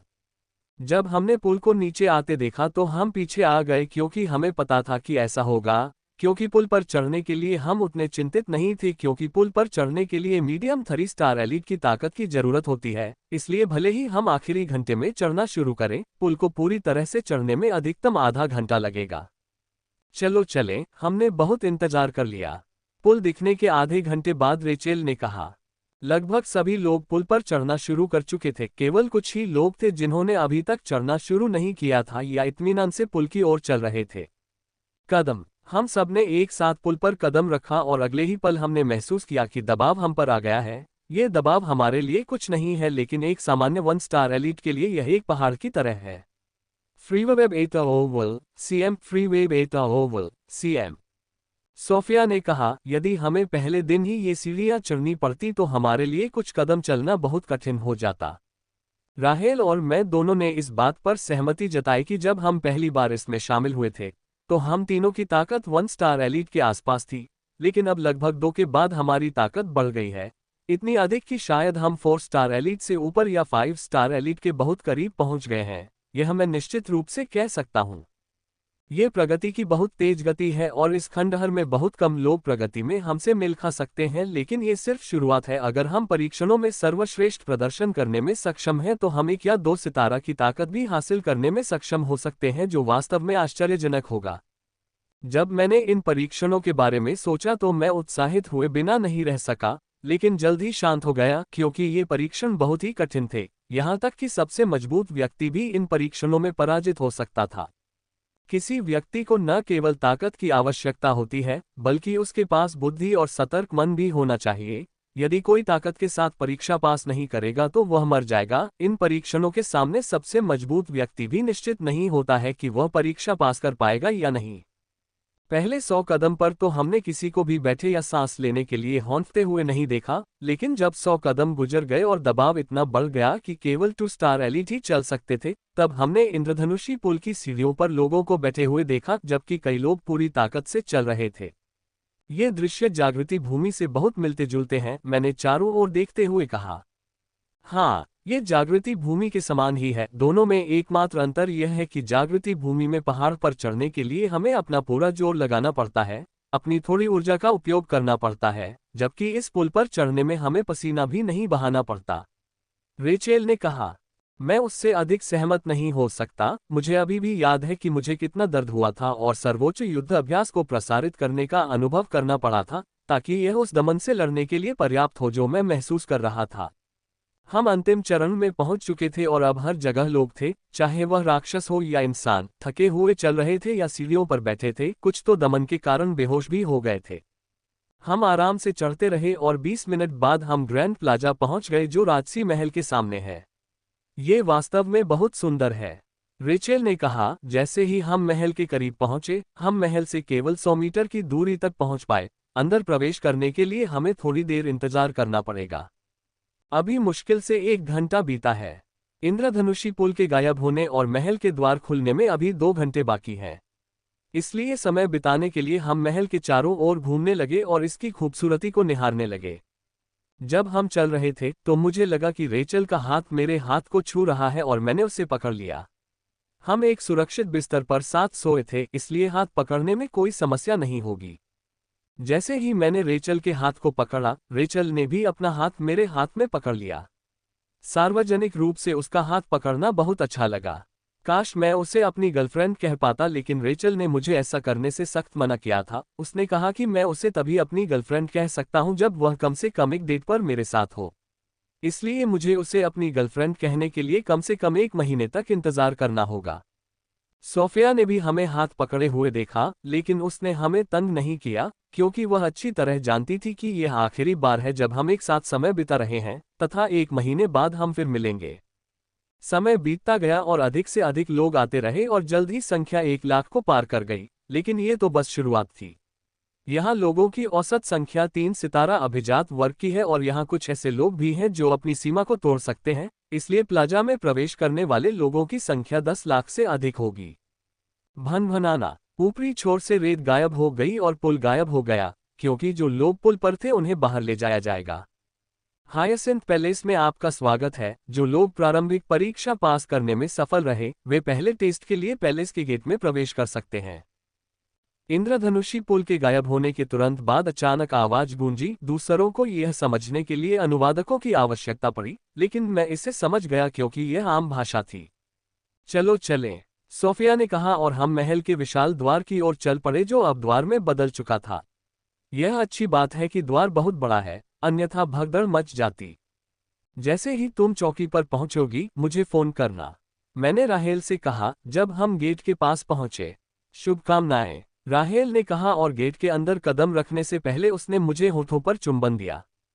अगले ही पल मैंने खुद को पहाड़ी की चोटी पर पाया और मेरे सामने सबसे मनोरम दृश्य था जो मैंने कभी देखा था। हर जगह खूबसूरत पहाड़ियां, झरने और झीलें थीं। जितने अधिक अंक आप एकत्र कर सकते हैं, एकत्र करें। इस टेस्ट के लिए हमारे पास एक विशेष नाम है और वह है हार्वेस्ट क्षेत्र, क्योंकि यहाँ अंक प्राप्त करने के लिए मारना पड़ता है। जो मैं अपने सामने देख रहा हूँ वह वास्तविक नहीं है, यह एक भ्रम है, लेकिन मैं जो कुछ भी करता हूँ और महसूस करता हूँ वह सब वास्तविकता के समान है। इसमें हर चीज को एक अंक दिया जाता है और जब कोई उस व्यक्ति को मारता है तो उस व्यक्ति को वह अंक मिलता है। यह एक कठोर परीक्षा है। यहाँ प्रवेश करने वाले 10 लाख से अधिक लोगों में से केवल 10,000 ही आगे बढ़ पाएंगे और उन 10,000 में भी कोई न कोई भेद अवश्य होगा। इस परीक्षण की कीमत एक पोशन ऑफ एनहांसमेंट है और किसी को किस ग्रेड का पोशन मिलेगा यह उसके स्कोर पर निर्भर करता है। शीर्ष 1000 को शीर्ष ग्रेड की स्थिति मिलेगी, शीर्ष 3000 को उच्च ग्रेड पोषण मिलेगा, शीर्ष 5000 को मध्यम ग्रेड पोषण मिलेगा, शीर्ष 10,000 को निम्न ग्रेड पोषण मिलेगा और शीर्ष 10,000 से ऊपर स्कोर पाने वालों को बाहर कर दिया जाएगा। यहां तक कि सबसे निम्न श्रेणी की औषधि भी 3 एमेथिस्ट सील के बराबर की शक्ति प्रदान कर सकती है। इस परीक्षण के बारे में सबसे अजीब बात यह है कि हर कोई आपके स्कोर को देख सकता है, क्योंकि यह सचमुच मेरे सिर के ऊपर तैर रहा है, जिसमें मेरे सिर के ऊपर अंक 1 है। और इससे भी बुरी बात यह है कि जिन लोगों को शीर्ष 1000 में स्कोर मिला है, उनका स्थान आसमान में दिखाया गया है। वहां कुछ बिंदु बड़े पैमाने पर दिखाई देने लगे हैं जो आसमान में अंकित हैं। यद्यपि स्थान सामान्य क्षेत्र के समान ही होगा, फिर भी यह हजारों लोगों के लिए आपका पीछा करने के लिए पर्याप्त होगा। अच्छी बात यह है कि स्थान आधे घंटे के लिए निश्चित होगा, इसलिए यदि कोई पर्याप्त तेज है तो वह हजारों लोगों की भीड़ से भागने में सक्षम होगा जो एक शिकारी कुत्ते की तरह उसका पीछा कर रहे होंगे। तो यहाँ अंक ही सब कुछ होंगे और ये देखते हुए कि परीक्षण में कोई मृत्यु नहीं है, लोग बिल्कुल निर्दयी होंगे। वे आपको मारने के लिए कुछ भी करेंगे और उनका एकमात्र लक्ष्य शीर्ष 10,000 में शामिल होना होगा। ये परीक्षण 1 दिन तक चलेगा। लोगों को 1 दिन में ही सभी जरूरी अंक जुटाने होंगे। कोई सोच सकता है कि 1 दिन का समय 10 लाख से ज्यादा लोगों के लिए बहुत कम है जो इस परीक्षण में भाग लेंगे, लेकिन ये देखते हुए कि यह भ्रम का दायरा कितना छोटा है, ये पर्याप्त से ज्यादा है। मेरी योजना निश्चित रूप से शीर्ष 1000 में शामिल होने की है। केवल तभी मैं उच्च श्रेणी की औषधि प्राप्त कर सकूंगा जो एक रूबी सील के बराबर है। एक रूबी सील सामान्य 10 एमेथिस्ट सील या 100 सामान्य सील के सम्मिलन से बनती है। इससे मिलने वाली शक्ति अद्भुत है।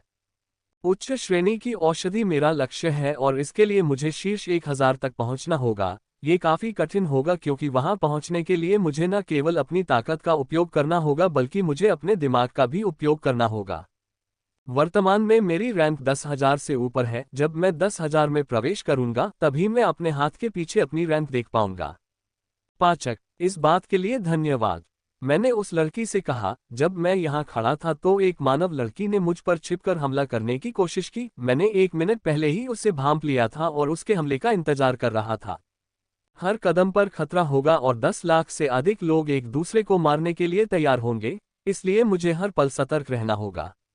यह क्षेत्र नकली है लेकिन बाकी सब कुछ वास्तविकता जैसा है, जिसका मतलब है कि मैं उसी सीमा के अंदर रहता हूं जिसके बाहर था। मैं अपनी इच्छा से अपनी ताकत नहीं बढ़ा सकता या मैं ऐसी चीज को भौतिक रूप नहीं दे सकता जो मेरे भंडार में या मेरे पास नहीं है। इसलिए यहाँ मेरे पास वह ताकत होगी जो मेरे पास बाहर है और मुझे उसी ताकत के साथ लड़ना होगा जब तक कि मेरी शासन शक्ति आगे न बढ़े। यही एकमात्र तरीका है जिससे मैं इस दुनिया में अपनी ताकत बढ़ा सकता हूं, क्योंकि मैं किसी अन्य तरीके से नहीं कर सकता था। मेरी आत्मा प्रकार की आत्मा होने के बावजूद किसी कारण से मेरी आत्मा प्रकार की गुप्त विधि है।